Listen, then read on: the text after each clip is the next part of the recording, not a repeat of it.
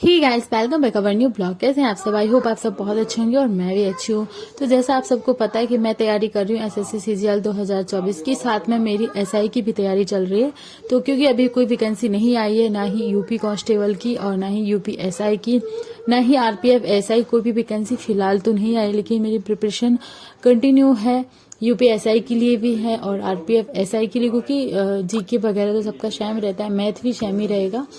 और जैसे कुछ जीके अलग हो जाता है, जैसे यूपीएसआई में हिंदी ऐड हो जाता है, तो वो मुझे अलग से तैयारी करनी पड़ेगी उसकी। तो वो भी कंटिन्यू थोड़ा थोड़ा पढ़ रही हूँ। वैसे मेरा टारगेट है एसएससी सीजीएल 2024, क्योंकि इसका पूरा ही अलग हो जाता है। इसमें पूरी इंग्लिश भी चाहिए होती है आपको, और इसमें हिंदी नहीं आती। इसमें जीके, रीजनिंग और मैथ, ये चीजें होती हैं। और उसमें यूपीएसआई में हिंदी भी ऐड हो जाता है, तो मुझे हिंदी भी पढ़ना है, साथ में इंग्लिश भी पढ़ना है। मतलब सारी चीजें एक साथ कवर करके चल रही हूँ, क्योंकि मुझे लगता है कि मैं उन चीजों की भी वैकेंसी मुझे देखनी है, मुझे वो भी फॉर्म फिलअप करने हैं। और मैंने आरपीएफ एसआई का एग्जाम एक बार दिया है, तो मुझे वो भी काफी अच्छा लगा था। मतलब अच्छा लगा था का मतलब कि मैंने काफी ज्यादा क्वेश्चन सॉल्व कर लिए थे। सो मुझे लगता है कि मैं आरपीएफ एसआई का भी अप्लाई करूंगी फॉर्म इस बार जब भी वैकेंसी आएंगी। तो वैसे तो 2019 से कोई वैकेंसी नहीं आई है, तो 21, 22, 23 3 साल हो गए, पूरे 4 साल ही हो जाएंगे। और अब जब भी वैकेंसी आएंगी तो मैं फॉर्म अप्लाई करूंगी। तो मैं फाइनली बैठ गई हूँ यहाँ पे स्टडी करने। और आज मैंने उठाया है संविधान में भी काफी, जैसे राष्ट्रपति वाला चैप्टर था, मुझे वो पूरा करना है। और उसके अलावा मैंने भूगोल भी पढ़ा, क्योंकि मुझे भूगोल में भी काफी चीजें कवर करनी थी, तो भूगोल भी पढ़ूंगी। और उसके बाद मैंने क्लासेस भी ले ली थी नीतू मैम की। और उसके बाद मैंने अभी सोचा था कि मैं थोड़ा सा मैथ पढ़ लूं, क्योंकि मैथ भी मेरा बहुत कम कवर हो पा रहा है। सुबह शाम को टाइम नहीं मिलता है, रात को भी थोड़ा सा बिजी हो जाती है, इस वजह से मैं अपना मैथ भी कवर नहीं कर पा रही हूँ। तो मैंने सोचा कि आज दोपहर में मैथ कवर कर लूं, क्योंकि मैंने जीके में काफी चीजें पढ़ ली थी, संविधान वगैरह मेरा कंप्लीट हो गया है। तो मुझे लगा कि अब और भी चीजें पढ़ लूं, तो मैथ अभी मैं सॉल्व करूंगी। तो क्योंकि कई मैथ के टॉपिक्स ऐसे हैं जो मेरे पूरे नहीं हो पा रहे हैं, मुझे बहुत ज़्यादा हार्ड लग रहे हैं, तो उनके लिए मुझे क्लासेस लेनी पड़ती है। बाकी मेरा मैथ स्टार्टिंग से थोड़ा थोड़ा कवर हो रहा है, बट काफ़ी टॉपिक ऐसे हैं जो नहीं समझ आ रहे हैं, तो उनके लिए क्लासेस लेनी पड़ती है। तो मैं क्लासेस भी ले लेती हूँ कभी कभी। और कभी कभी मुझे लगता है कि मैं सेल्फ अगर बुक से सॉल्व करूँगी तो मुझे समझ में आता है, क्योंकि मैंने बहुत पहले से कोचिंग ले रखी थी। लेकिन अब मुझे लगता है कि ऑनलाइन क्लासेस लूँ, लेकिन साथ साथ अपनी सेल्फ स्टडी भी करूँ। और यहाँ पे तो मैं जीके ही पढ़ रही हूँ। तो जीके पढ़ने के बाद फिर मैंने किया था मैथ सॉल्व, और उसके बाद मैं तैयार व्यार होके निकल गई बाहर, क्योंकि मुझे थोड़ी सी करनी थी शॉपिंग। और शॉपिंग करने जाऊं उससे पहले मैं अपने जो मेरे स्टडी के 3 घंटे रहते हैं उनको पूरा कवर करके जाऊं, क्योंकि अगर मैं कवर करके नहीं जाऊंगी तो फिर मुझे शाम को अपना काम स्टार्ट करना होगा, खाना बनाऊंगी, फिर बच्चे आ जाएंगे ट्यूशन वाले, फिर खाना पीना, बर्तन धोना, मतलब पूरा दिन कब निकल जाएगा पता नहीं चलेगा। तो मैं यहाँ पे 1 बजे बैठ गई थी अपनी स्टडी करने, और उसके बाद मैंने 1 बजे से 2-2.5 घंटे तक पढ़ाई करी।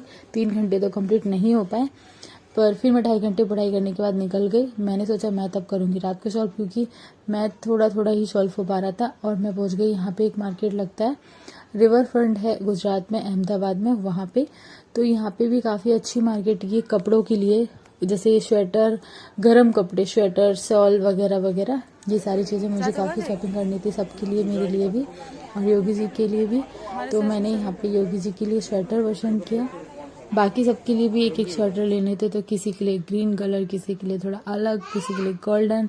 तो काफ़ी जैकेट, मतलब 3 जैकेट मुझे लेनी थी, तीनों जैकेट ले ली। उसके बाद मुझे अपने लिए भी स्वेटर लेना था। बाकी मम्मी और ओम के लिए तो मैं पहले से लेके आई थी, तो उनको नहीं चाहिए था। ओम के लिए तो कभी स्कूल की ड्रेस खरीदनी पड़ती है, कभी कुछ खरीदना पड़ता है, तो बच्चों का तो चलता ही रहता है। लेकिन मुझे पापा जी और चाचा जी के लिए और योगी जी के लिए लेना था स्वेटर। तो ये मार्केट बहुत ही अच्छी, सस्ती तो नहीं कह सकते हैं, क्योंकि बहुत ज़्यादा महंगा था यहाँ का प्राइस। और ये रहा अहमदाबाद का मेट्रो, तो ये भी आप देख लो। और ये है रिवर फ्रंट, यानी साबरमती नदी के किनारे काफ़ी फ्रंट अच्छा बना है, मतलब नदी के किनारे बहुत ही अच्छा, मतलब घूमने के लिए एरिया है, बहुत ही काफ़ी अच्छा। और यहाँ पे एक अटल ब्रिज भी बना है, वो भी बहुत अच्छा है, लेकिन उसका व्यू यहाँ से नहीं दिख रहा है, क्योंकि वो थोड़ा सा दूर है। लेकिन ये रिवर फ्रंट वाला एरिया बहुत अच्छा है। जो लोग अहमदाबाद में आए होंगे, जो लोग अहमदाबाद में रहते होंगे, तो उनको पता होगा कि अहमदाबाद का रिवर फ्रंट मतलब फेमस जगह है।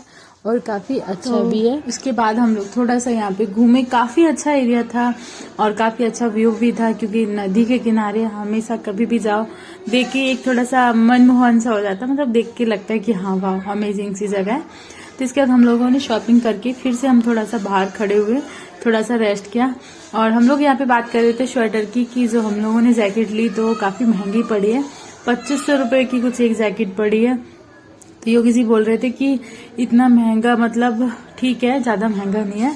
मैंने कहा हाँ, क्योंकि मैं नेक्स्ट बार दिल्ली गई थी तो वहाँ पे काफी सस्ता गर्म कपड़े दिल्ली में काफी अच्छे मिल जाते हैं, जैसे स्वेटर वगैरह जैकेट वगैरह बहुत सस्ते मिलते हैं।